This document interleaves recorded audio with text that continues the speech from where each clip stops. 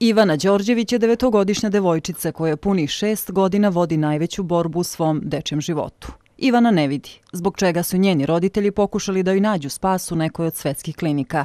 I stigli su do Bostona, gdje Ivani urađena operacija koja je koštala $40.000. Došlo je do odlubljenja mrežnjače, znači veliko krvarenja u oku, pucanja hemangioma koje ona ima na sudovnjačama. Operacija je bila veoma teška, ali hvala Bogu uspešna.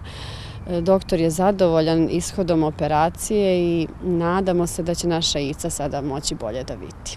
Iako se Ivana upravo vratila s američke klinike, njenoj borbi nije došao kraj. Na ovoj operaciji Ivani je u oko ubačeno specijalno ulje koje trenutno drži mrežnjaču kao i veštačko sočivo i sada od stanja u njenom oku i to kako će oko prihvatiti ta strana tela zavisi sljedeća intervencija koja je vađenje tog ulja iz oka kao i radijacija ili zračenje oka koje sledi iza toga. U slučaju da dođe do pogoršanja zdravstvenog stanja, Ivana će morati hitnu u Ameriku na drugu operaciju, duplo skuplju od prethodne, za šta porodica nema sredstava.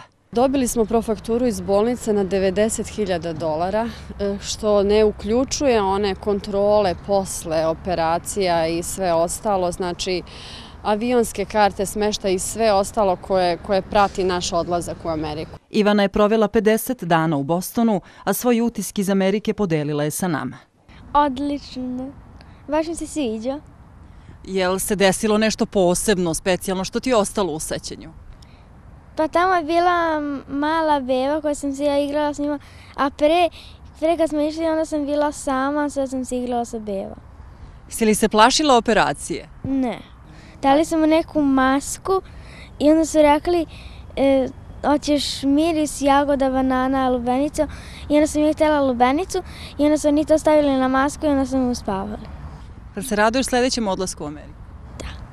Ivana je učenica 4. razreda škole za slabovide i slepe Veljko Ramadanović u Zemunu. Jedina želja je da progleda, kako bi poput većine svojih vršnjaka mogla da ima bezbrižno detinjstvo. Kristina Đoković, Moja televizija.